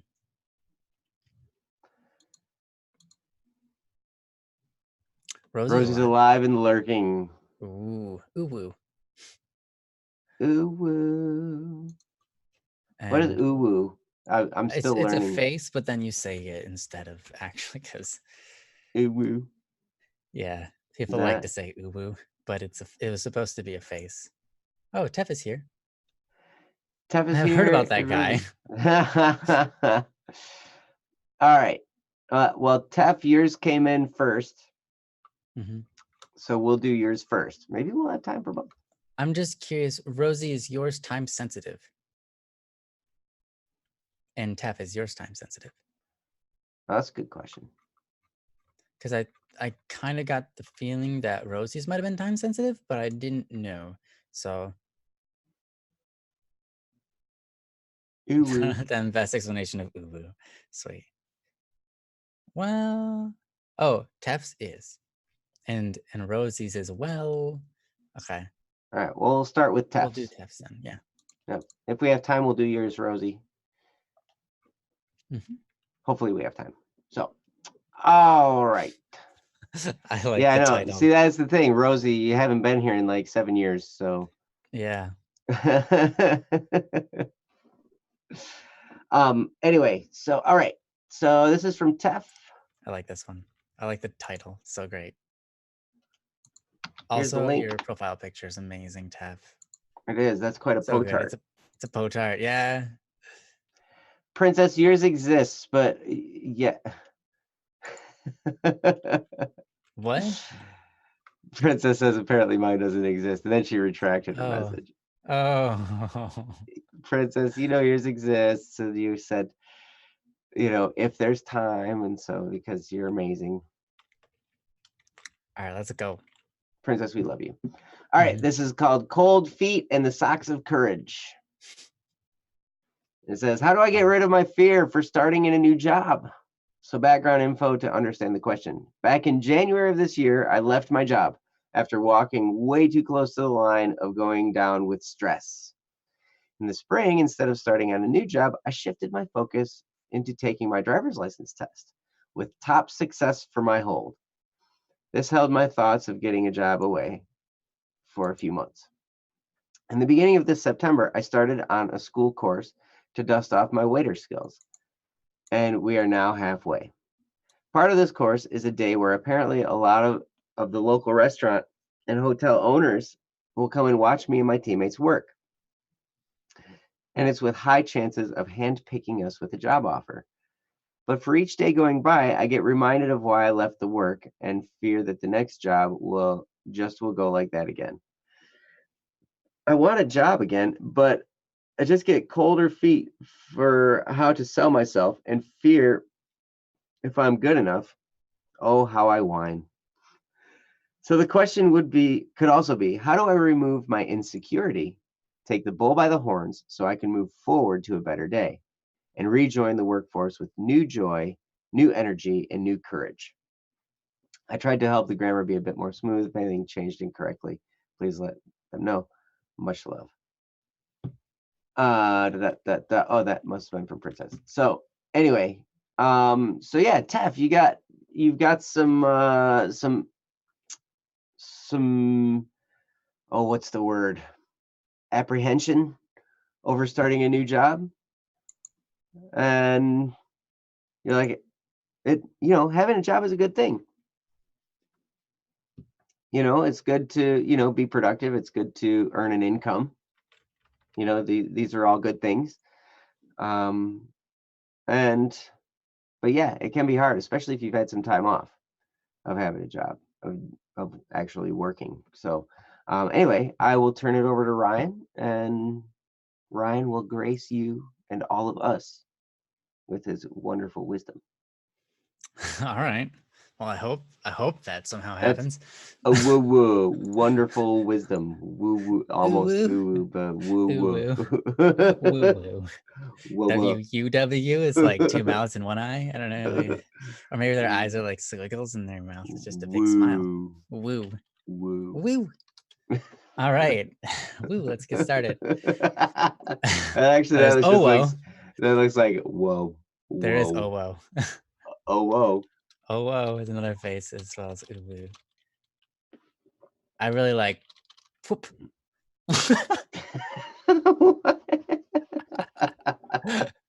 And I like to be quick with my words. Um, that one's crying. Anyways, okay. Sorry, guys. Okay, Tef. Yeah. You know, I don't think that you have anything to be worried about because you're such a great guy, and I guess I don't know your work ethic. I've never watched you work, but I'm sure you're fine. Um, you've got a really good spirit, and you're always pleasant to be around. So I don't think you're gonna have any issue. Um, I think it's a really, really cool thing that you get to be a part of this opportunity and experience. I've never heard of that where I live, but it's really cool that you get to, go to a place, actually do a job, and then get watched by other people who are intending to hire you. I think that's really a really cool opportunity and chance to be hired. Um, they're going to be, here's the thing, that I guess you should focus on. They're going to be looking at you, right? And figuring out if you know how to do your job well, right? How well do you know how to do your job? But there's something else that is really important, um, that they might also be looking for, and that is how you make other people feel. Mm. And I think that this is something you already do really well, Taff. You make other people feel well. You make other people feel good when you're around them. So you have that going for you. So if you just act naturally, if you just are kind to people and if you're, pleasant, um, that's gonna do a lot for you. Um, if you are worried that you're not gonna do the job well, but you're pretty confident in that, um, then just get out there and do your best. The thing is, like, let's say you do this and like what's the worst thing that can happen, right? You go in, you do the job, and no one hires you. Okay, well, you're in the same place you are right now. So, like, nothing changed, no big deal. Or let's say that they do hire you. Well, awesome. That's great. Um, so, one of the things Joe does, um, and often recommends is when you're worried about something, just ask yourself, what's the worst that can happen? And then figure out what you're going to do if that does happen. So if the worst thing is all of a sudden a guy breaks in and he starts shooting people, um, okay, you can plan that out, and people die. Yeah, that would definitely be the worst thing that could happen, but that's ridiculous. Let's be more realistic. And let's say you go in and they don't hire you, no one hires you. How are you going to deal with that? And honestly, what do you do in that scenario? Well, then you just keep on trying, right? You just keep on trying. That's nothing's different. You've been trying this whole time, and so then you just continue to keep trying. That's not bad. It's pretty easy. But, if you do get hired and that's what's worrying you, um, I think that if your attitude really, really sets the stage for your job. Worst thing getting no in wait, hold on. Or getting known in the local area and never getting a job again in the business. Yeah, that would be rough, but I don't think that could happen. Maybe it could, but I don't think that could happen. And if it does, then like, okay, well, I guess I'll move on to something else or a bigger area, you know? Just because you have a reputation doesn't mean it's true.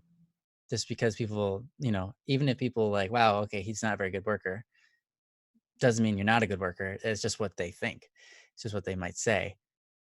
When in reality, that's up to you to decide.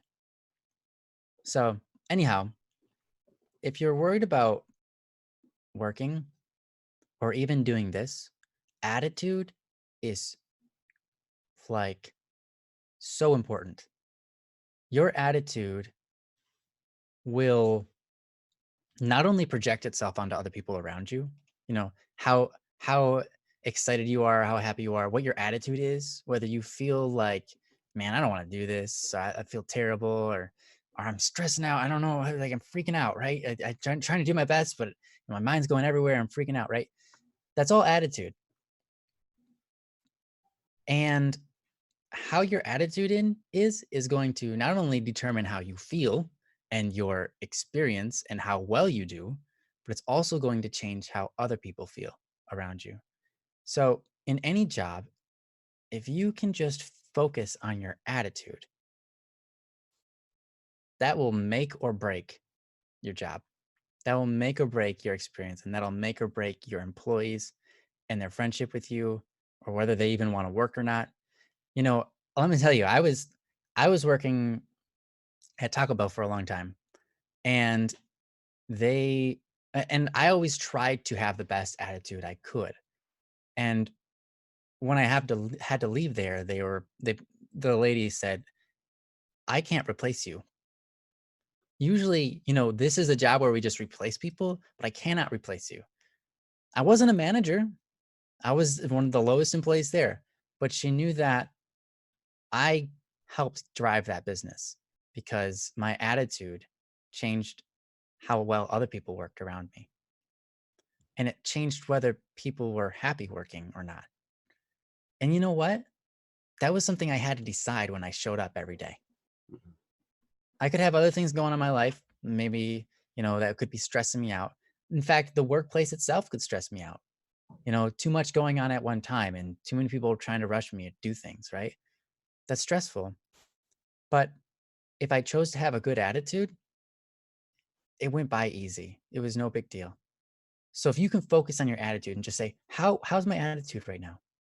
And make that good, then you'll have nothing to worry about. Um, that's my best advice there. If you are, I also remember times when I was working with people at Taco Bell and they had bad attitudes and it started to rub off on me. Or they had an attitude of like, I just don't want to work anymore. I just quit. I quit. I remember experiencing those and how it rubbed off on me. And I was like, okay, yeah, I'm just not going to do my job as good anymore. Like, I remember that happening.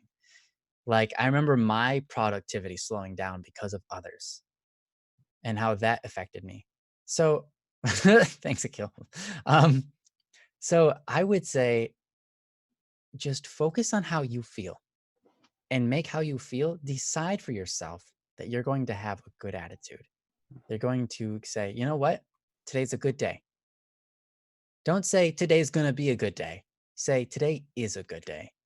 And even when things go wrong, just say, you know what? Today's still a good day. And it will continue to be a great day. When people ask me, how are you doing? It's always an opportunity for me to say, how's my attitude right now? Am I having the best attitude I can right now? And then I always respond with something like, I'm doing good, or I'm doing great, or, things are going well, because I get to decide that at that moment. How are things? Yeah, I want things to be good. So yeah, they're good. I'm doing good. Yeah, your attitude changes depending on who you're with, or how many people you're with. Yeah, absolutely. And that's very true for me too. So I had to keep myself in check, right? If I start getting tired, sometimes I have to be like, well, I'm just gonna go okay, I'm energized, like let's go. Even though I'm tired, like I can power through and start to not feel so tired anymore. It's all in my head, right? So much of it is in my head. And I think that's true for everybody. And you are such a great guy, Taff. I don't think you're gonna have any trouble with being pleasant to other people or doing your job as a waiter. I think that's No, you're gonna gonna be be great. great. You're gonna Yeah. clean up in tips, man. Yeah, you're gonna do awesome. Hmm. Just be yourself and be one to, if you see something you like about somebody, point it out. You don't have to make a big conversation. If people want to make conversation with you, you can do that for a little bit. I mean, that's part of the job. But if you're just yourself, Tab, and I love being around you so much. If you make other people love being around you, man, you're gonna be incredible. You're gonna be an incredible waiter. So, anyways, I don't think you have anything to worry about in that kind of job. But anyways, yeah, I'm gonna move it on to Joe and let him talk about all the other stuff I didn't touch on. You nailed it, man. No, I didn't talk about some things here. Attitude is everything. There's a great book by, I think, Jeff Keller called Attitude is Everything. And it talks about how attitude is everything. Yes. So then the question is, okay, how? How do you get a good attitude? Well, a couple things. And thankfulness, like I was telling Subaru before, thankfulness is a huge, huge key. So if you can be thankful, like when you can be thankful you have the opportunity to get a job. You have thankful once you have the job that you have the job. You be thankful for that. You be thankful that you got up and that your toe doesn't hurt or that your fingernail got trimmed or whatever. That's awesome. Yeah. There's all kinds of things to be thankful for. But so that's step one usually. Another thing when you're going to a job, I always when I start a new job, there's always this great experience like in the new job because there's all this newness and you're learning this stuff and it's like, oh wow, like now Yeah. Don't there's expect an to do it perfect. no, but It's an experience. Yeah. expect to learn and go and look forward to learning stuff and just be into that. Hey, I'm learning something new. This is cool. even if you know how to wait tables and all that kind of stuff, you're going to learn like the ins and outs of the menu at the place you're at. You're going to learn, how the seating arrangements go. It's all going to be learning. And that's growth. And that's exciting, right? So eventually over time, sometimes that starts to wear off. And then you become like this old expert, But you can still continue to learn how to refine what you do when you get to those higher levels. But try and keep that wonder of learning, because learning is a great thing. And every time you go and you try something new, every time you go and experience something that you haven't experienced before, there's an aspect of learning that has this wonder to it. And you can get into it and you can really just, get wrapped up in it. And it's fun. And that'll help you have a great attitude. Mm-hmm. Now, something you said in here. So those two things, thankfulness and maintain that wonder of learning. Those things will help you have just a smashing attitude. That's so true. So the question, here you go. How do I remove the insecurity, take the bull by the horns so I can move forward to a better day? Sometimes it can be daunting. You look at the whole thing and it's like, there's so much to do. This is such a big step. Start with a small step. Start with putting one shoe on, if you have to go back that far. I know, like, sometimes I do. Yeah, I have not mentioned this author in a while. Hal Elrod, who is the author of The Miracle Morning and The Miracle Equation. Those two books are amazing. And he said one of the things about sometimes people psych themselves out of going to the gym.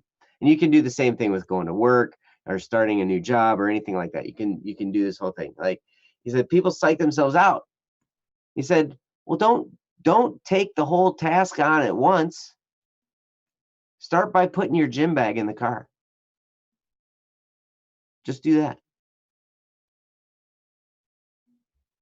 So, or pack your gym bag, So take whatever the first step is. Now you're starting to get some momentum, right? So, and then over time, as you go through this stuff, you're going to just kind of automatically move in that direction. But if you can, that first step is always the toughest one to take. So make it a simple one. If you can, if you need to.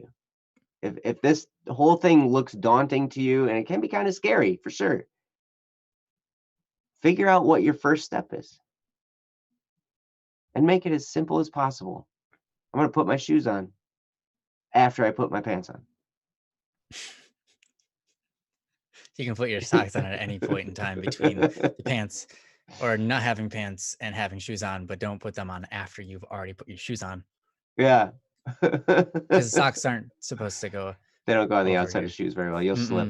You slip. Yeah, the socks of courage. Yes. The socks of courage don't still, even though they're courageous, you don't wear them on the outside of your shoe. There's something from within. Rosie, I always have trouble putting pants on after my shoes. Maybe I got clunky shoes. Nice. Sit there for 5 minutes doing the wiggle. Yeah, I know, right? That's seriously, for sure. I've tried for it. Putting pants on after your shoes is difficult. Yep. Maybe the first step is getting into your car and starting to drive to your workplace. Maybe that's the first step that might be to overcome. But take it back as far as you need to. Take that first step and then skinny jeans. Ride that wave of momentum as you take the next step and the next step and the next step. And before you know it, you're doing all this stuff and it's just almost automatic.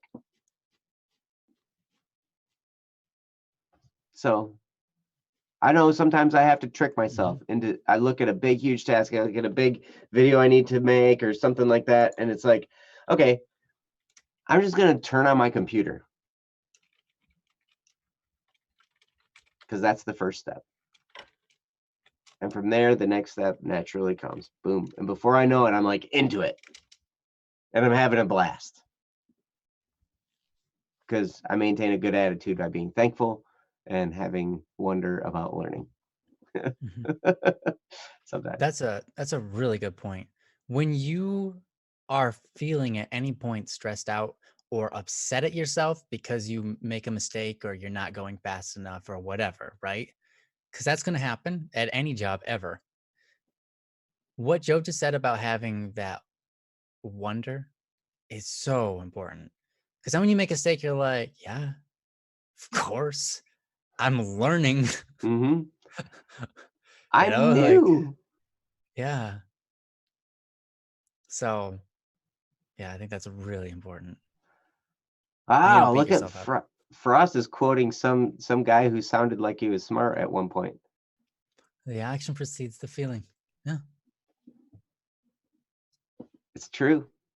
it's true. You take action and then you feel like it afterward. Mm-hmm. Also, hi, Frost. Nice to see you here. Yes. Yeah. So yeah, So that's pretty much all I have. yeah, that's I got. Hopefully that was helpful, Tev. You're awesome. Thanks for sharing.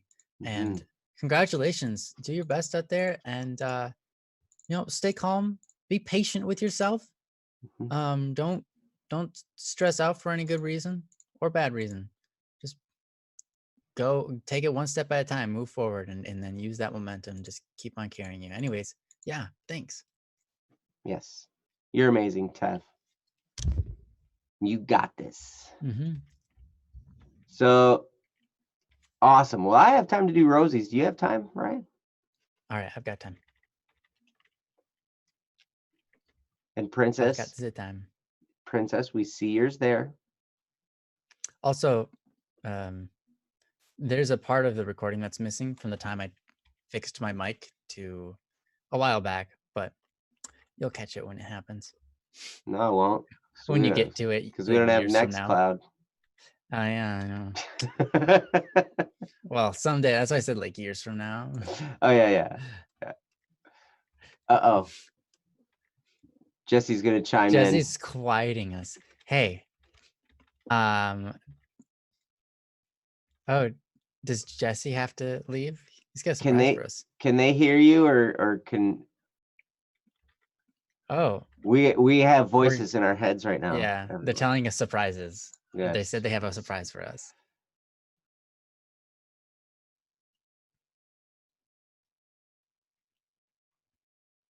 Oh, Jesse's got a surprise. Jesse's got a surprise for everybody. Our producer has a surprise for everyone. So everyone don't leave. Yeah, and get your parents. Tell them to come real quick.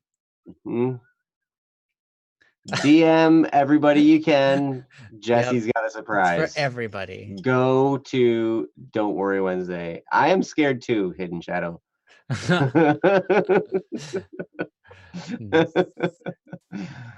Oh, yes. All right. So, yeah, let's move on to Rosie's. In before he cuts off the stream. Nice kill. There's the link, I think. Thanks, Joe. There's the link, I think. Yes, DM someone. They said they have a surprise. There's a surprise gonna happen. Go here. Yeah. All right. So this is from Rosie, and it says school stress and relationships.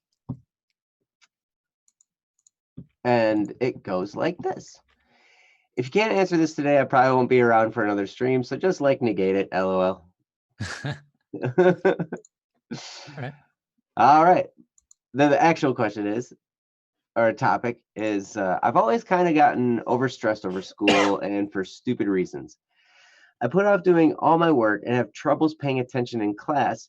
I also don't really consider many people my friends. I've also been having issues taking people's positive advice in a nice manner. I want to refuse it and tell them they're wrong, and I feel attacked whenever I get any criticism. I just constantly feel under pressure and have almost constant stress and tension headaches, which is just blurg. Blurg. That is a word I've not heard before. it's like, ah, Okay, that's blurg. yeah. Blurg. Long G. It's blurred with a long G. Yeah, no, I totally understand where you're at, and being under that amount of stress can put you kind of in that defensive mode all the time. You know, it kind of can just well that up and that always on the defense. So I totally understand where you're at, but I'm gonna turn it over to Ryan so he can talk first. So All right. go Ryan. Before I start, Jesse, what do you have? It's a surprise.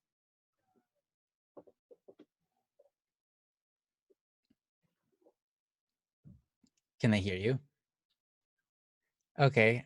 I'm being told everybody just look at the stream. I have to look at the stream now? Hold on. I have to go there. What? Where is What this? is this? Oh, that's I can't. ridiculous. The stream is paused. Just play it and then go to the end. Oh my gosh. There it is. Wow. That's great. Wow. Hey, Thanks, Rosie. Rosie, thanks. That's hilarious. I like, I never actually looked at the stream to see where the owls were and what they looked like, but I love how this one's just like peeking over the edge. That's great. It's pretty cute. Wow. Amazing. And just so everyone knows, there's another surprise. Uh-oh. So stay. Uh-oh. And tell all your friends to be coming here. Oh, jeez. Rosie, God bless the world. Oh my gosh. Anyways. Ryan memes. Okay. So, first thing I wanted to say is, Rosie, I don't know if I ever told you this before, but I really like your profile picture. I know you use the same one for Discord, but I really like it. It's cute. But anyways, I know you don't like when people say nice things to you, so I'm sorry about that. No, that's not what you said. You said when people try to give you positive advice in a nice manner. Yeah. Stress, like Joe said, does that to us. Or it's kind of like you get this. I remember being this way for a really long time, having that edge about you where it's just like anything anybody says, if it's like trying to help you, they're wrong. And even if you realize they're right, you refuse to take their advice because you want to be able to like not have them be the influence in your life. You want to do it yourself. And if they said it, well, you're just going to do the opposite. I remember being that way for many, many, many years. I also hated everybody. So yeah, I can relate to that. Ellie, I don't know if you're that deep into it, but yeah, I can relate. I think a lot of the stuff that we said over the stream already, is a big help to this sort of thing. Attitude. Oh, we were just talking about attitude with stress. What's your attitude towards everything? If someone says something and they're trying to help, why not let them affect you? Why not, and I guess we come up with reasons why not, but we know they're all dumb, at least I did, and I was like, you know what? I need to just step back and appreciate more. I think a lot of times when we're stressed out, we're too focused on everything being perfect. Mm. I would say I would encourage you to listen to Life Might Take Us. Because yeah, that's a lot of times what stress is, when things aren't going how we want them to go. Or yeah, in general, we're just we don't like how things are going. But if you Bob and thanks, Rosie. I love you. Um, but if you can accept and even cherish or get excited over when things aren't going your way, that is an incredible feat. And that is something that really helps stress just be completely removed. Because a lot of times we don't know what's right for us, anyways. We don't know what's going to lead to the ultimate best version of ourselves or the happiest version of ourselves. We expect just because we don't like how it feels at the moment that that's got to be bad. But that's not always the case. A lot of times we find in life that the bad things help us the most. In fact, love, we can't even prove that we love something until we willingly suffer for that object or that person, right? For that, until we suffer for them, we can't really prove that we love them, because you could say it all day long, but then if something bad like starts to happen, you're like, oh no, I'm out. Like, I don't love them that much. How much do you love that person? How much are you willing to suffer? And that's one of those things where I'm talking about, things don't go our way. We get stressed out. But that's part of what's amazing about life. If we instead look at all of the opportunities we have in front of us when things aren't going our way, because when things don't go our way, what's that mean? It means that there's other opportunities being presented, Mm. and they're probably really good. There's no use in getting upset when things aren't going our way, when things aren't happy go lucky and easy, because that does nothing for anybody. It's not going to change anything. If instead we just look at it and say, okay, interesting, this is a new development. Life is an adventure. So, in any good story, the main character, things don't go good for them. And that's me It's right true. now. But in any good story, that person moves through that anyways. I'm going to do that too. I want to be that kind of person. And I think that really helped me a lot, is when I could see life as if it were like a video game and say, or like a movie, and say like, oh, when things are tough, sweet. That makes me like the main character. That means that things are moving forward. That means I get a chance to grow, gain experience points, and level up, right? It's okay when things don't go our way. We get to try new things. But of course, we're not going to always like it. But that's what makes it awesome, right? It is. I mean, that's what makes it awesome, is when you don't like it and you do it anyways. That's what makes you awesome. Yes, Rosie, main character is the name of one of my songs. And when I was saying it, I was like, man, geez, oh well, whatever. That's a fun song. I like that song. Yeah, Joe actually sang in that song and played some guitar parts and stuff. It's great. Mhm. Yeah, that was one of our collaborative efforts. Mm-hmm. That's Haven't right. done those in a long time. I know, man. We need to. It would be cool. Hmm. Yeah.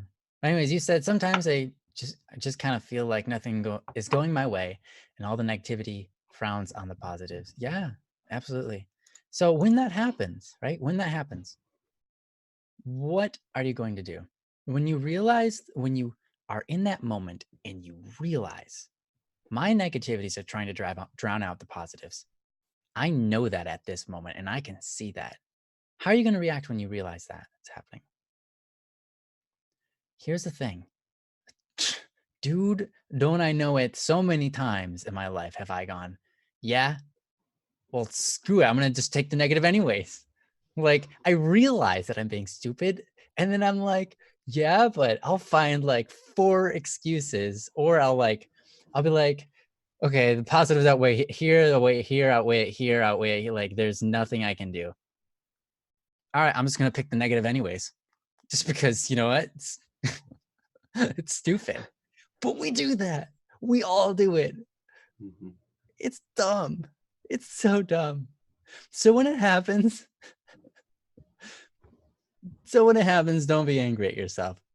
But when you're in that moment and you realize that you have plenty of good things in front of you, and the negatives are just being, they're trying to, and you're gonna go with it, try and just be like, you know what? I'm gonna do the good thing. I'm gonna do the right thing. I'm gonna have a positive aspect or perspective. All it takes is that decision and action. Here's the thing, like when you're about to do something really dumb and you're like about to give in, if you in that moment walk the other way, if you take an action to just, you know what, instead I'm going to start focusing on this. Like instead of doing this thing, which is bad, I'm going to just tie myself up with an activity over here. You know what happens? We don't do the bad thing. A lot of times, at least we put it off for a while. But sometimes, actually most of the time, we find ourselves, you know what? The more you get away from that negative thing, the less attractive it seems. The more you get away from it, the easier it is to say no. So if I just remove myself for 1 second, it'll get that much easier. So yeah, when you get that, when you feel like that negativity is outweighing the positives, or they're not necessarily outweighing in value, but they're outweighing in your head and they're making you think of all these bad things, right? In that moment, just take an action towards whatever is positive. Just take one step. Do the easiest thing possible, like Joe was just talking about, putting your shoe on, right? Whatever. Just start moving in the direction that is positive in any way you can.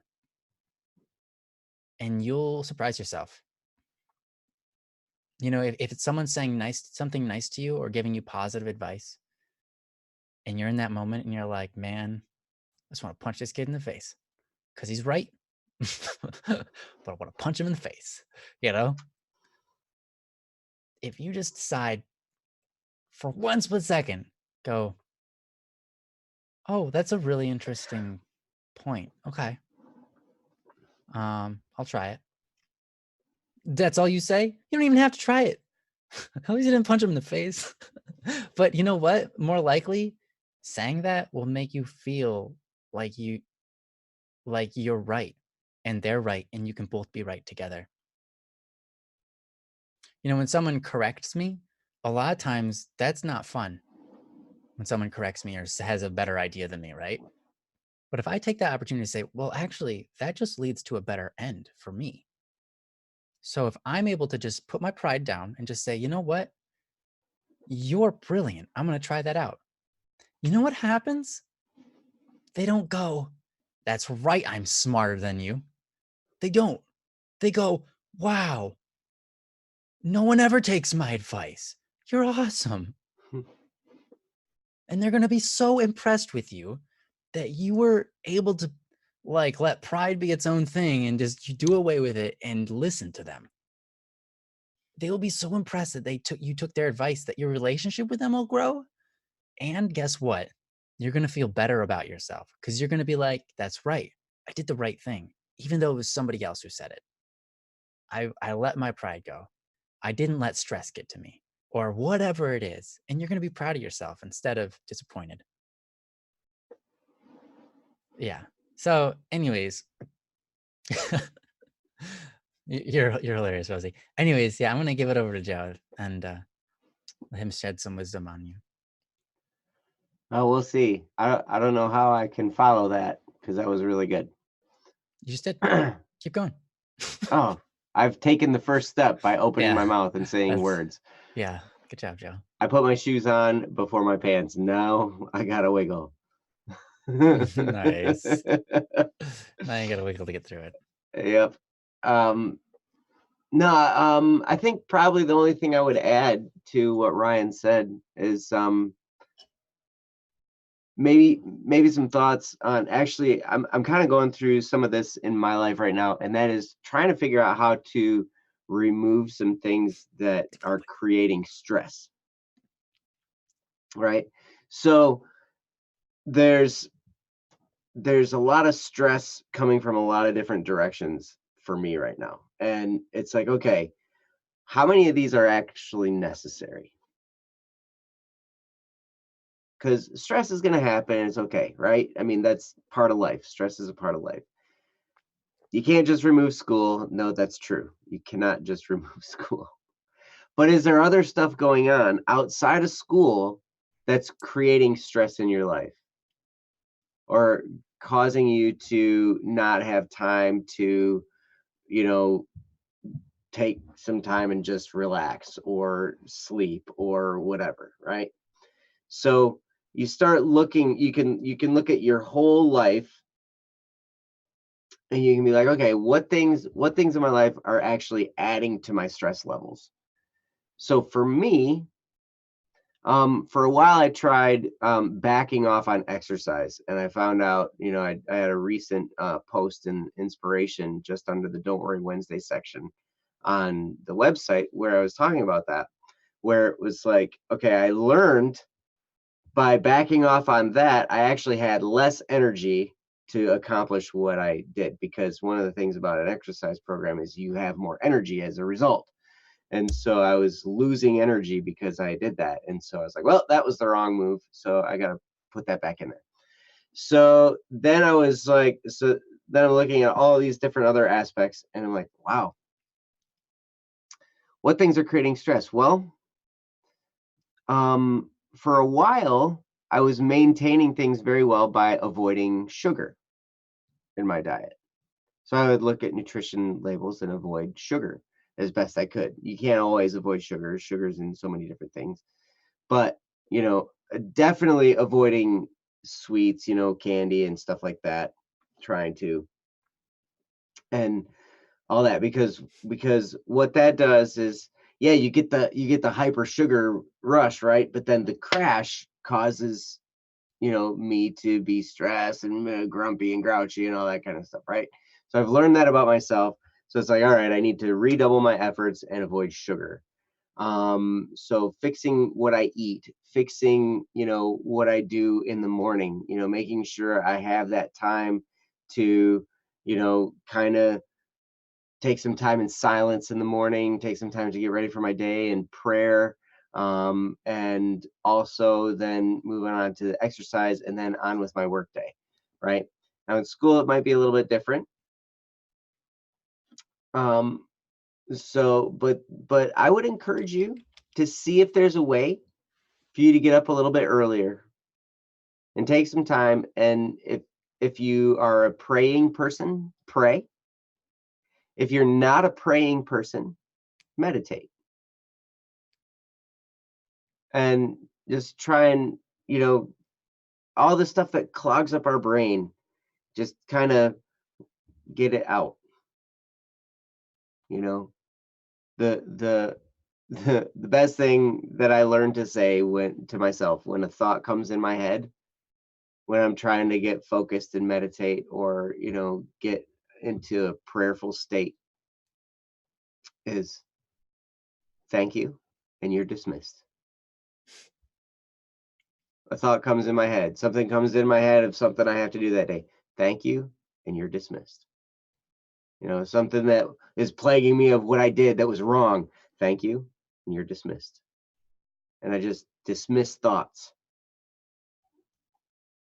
And then and then I can get into that state where my mind is more free because I've cleared it out of all the junk that's clogging it up in there, right? And I just take, 10, 15 minutes in that state, where I'm just sitting there, not really doing anything, but I'm relaxed and my mind is free of all the clutter and all this stuff, because all that's going to happen anyway. But to take that just a little short snippet of time makes such a huge difference in stress levels. Um, and yeah, and then also look at your activities outside of school. See if there's stuff that's causing you unnecessary stress. And if there is, see if you can remove it or lower the stress level of it. Those are things, those are decisions that I am currently making right now because my life is so full, Is huge. It's jam packed with stuff. It's crazy. full. It's ridiculous. Joe's schedule's nuts. I can attest to that. Oh, marching band. Love marching band. Yep. Not optional. Eats up time. Yep. But it'll be over when fall's over. Now you'll go on to probably, I don't know if you'll have like pep band, for the basketball games, marching bands got for the football games. Music Then we bands, had yeah. pep band for the basketball games, and that was always fun. We were always big jerks. I was in the drum line, and so we would sit behind the piccolos, and they'd be trying to tune, you know, and we'd sit behind them and whistle. Oh, jeez. Oh, that's so mean. Oh, They'd look back, stop it. Finally, one day, the band director caught us, and man, he was unhappy. Um, yep, drag the heels, toes up, flutes parallel. So you play the flute. You are evil. I was evil. I would not do that now. But yes, being in the drum line, you come up with dumb stuff to do like that. But yeah, those are things that, yeah, they take up time. And then where do you have time for everything else, right? And so sometimes life can get busy and have this juggling match. That's when it's really important to have that time of silence. You said you've recently taken up the habit of journaling.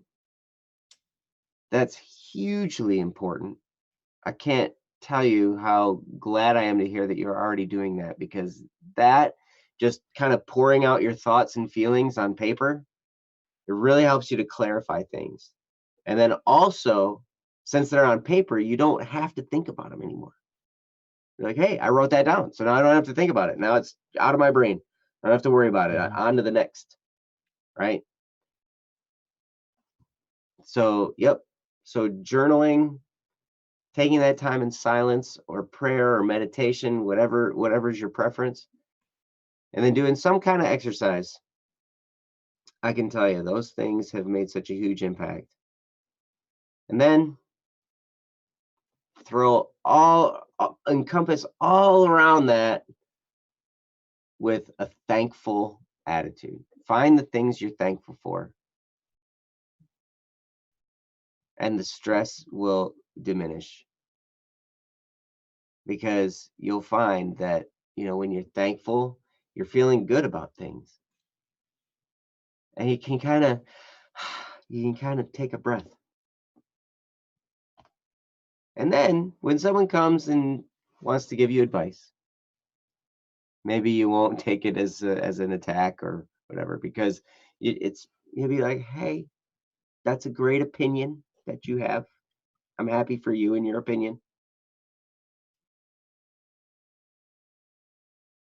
But Rosie says, I get enough exercise with band and wellness.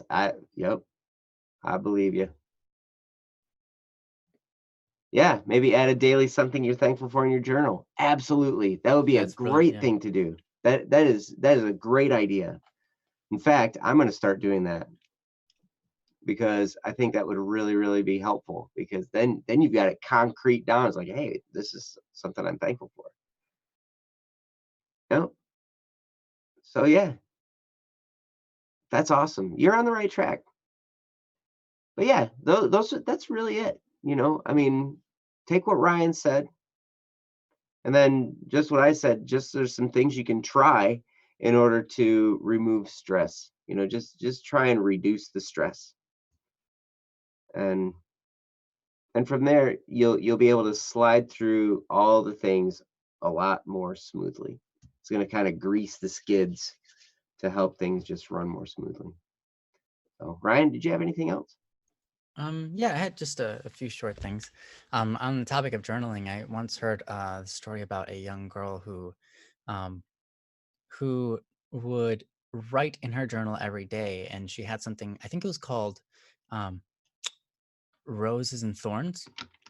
And so every day she would write down something in her journal that was a thorn, something bad that happened, and something that was a rose, something that was beautiful, something that she appreciated. And she always took whatever she wrote down that was bad and made it a point to find something that was a blessing in it. And then about the thing that was good, find the blessing in that. So she would, write down, this thing bad happened to me today. And the blessing in that, the gift that God is giving to me in that, the the virtue he's building in me that, or the beauty within that, or whatever it is this. And then she would write down something that was good.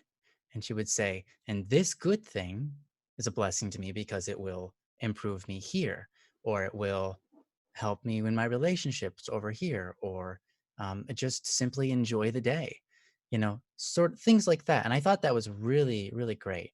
So I don't think you don't necessarily have to do that. I just thought that was a really cool idea if you wanted to do it. Um, but I think that writing down something you're thankful for is right along that line. I think that's a great idea. Um, and the other thing I wanted to say is when I'm in a predicament where I'm doing something that I'm not enjoying, I remind myself that there are people who enjoy doing that activity. Like, I'm not a person who enjoys physical labor. In fact, I very much dread physical labor. Growing up, I hated it. It was the absolute worst idea and ever. I never wanted to do that. But Builds I have to, character, puts hair on your chest and stuff. yeah, no, it doesn't. Not hair. I've got hair on my chest, not from that. What the heck? It's just like growing older and having the genes for it. Like, what? I Anyways, know. what liars? No, okay, anyways. No, but now, it's not a big deal. And that's because I ran myself through the exercise of saying, you know what? There are people out there who actually enjoy doing this. Mhm. They enjoy, they actually enjoy lifting up this like boxes and moving them around. They enjoy doing physical things. And I told myself that, and it helped me become more like that and say, you know what? If other people out there can enjoy it, my brain is capable of the same thing. My brain is capable of liking or disliking anything, just like anybody. So if I'm doing an activity and I realize I don't like it, I always remind myself, hey, there's somebody out there who likes doing this sort of thing. And my brain, again, is capable of liking or disliking anything. So therefore, I would rather like doing this. And then I say, you know what? I can enjoy doing this. And I just do it. And even if I don't have joy while I'm doing it, it's a lot easier to do at that point. It's a lot less stressful. It's a lot less painful to go through it. It's a lot less annoying. My tolerance level for it goes up. But sometimes I even find myself, you know what? I actually can do it. I kind of do enjoy this. It is kind of nice. It is, even though it's hard, it's difficult, strenuous, painful, whatever, I kind of enjoy it. And so if you can move yourself through that, I think that'll help you in a lot of different situations, especially when you're at school and you're, you know, doing anything at school. So, yeah, that's the last things I had to say. Um, you wanna wrap it up then, Joe? Yeah. Yeah, thanks. Rosie, I hope that's some of that's helpful for you. Take all of that and make it yours. Mm-hmm. And it was great to see everybody here. Wow. Tater tots, they're awesome. Yeah, thanks everybody Yes. who posted a comment and who just kind of hung with us today.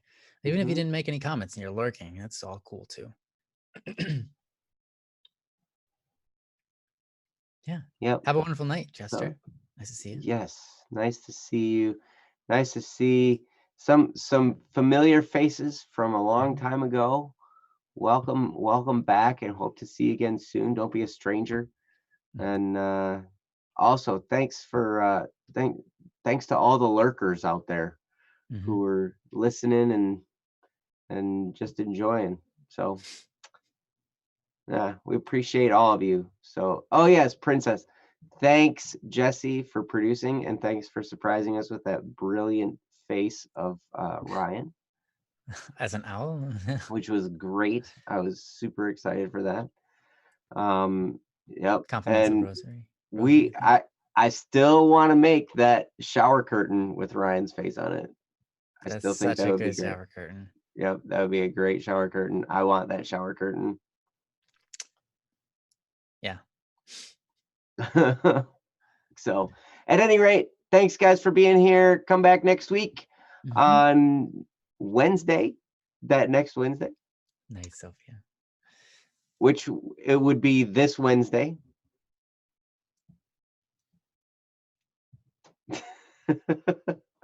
That's right. Right. Ryan's not paying attention. I wasn't paying attention, but you're right. Next Wednesday and this Wednesday are the same Wednesday. They're the same. Oh my gosh. Yes. So, and Princess, we will be sure to do yours next time you are here, which will probably be next time That we're here and you are that here. we're here and you're here. So, you guys are amazing. Thanks. Send us an email, dww@bss.studio. Post on our website, bss.studio. Go there and hang out with some wonderful people. And we'll see you guys all on Wednesday. Thanks, Jesse. Thanks, Princess. And thank you, Ryan, for you too, all Joe. of your words of wisdom. I just look like I know what I say. That's amazing. So you just look like you know what you're saying, and then like all of a sudden we think of all these amazing things that you say, but like we're imagining it just based on your looks. That's awesome. Dude, you look so good.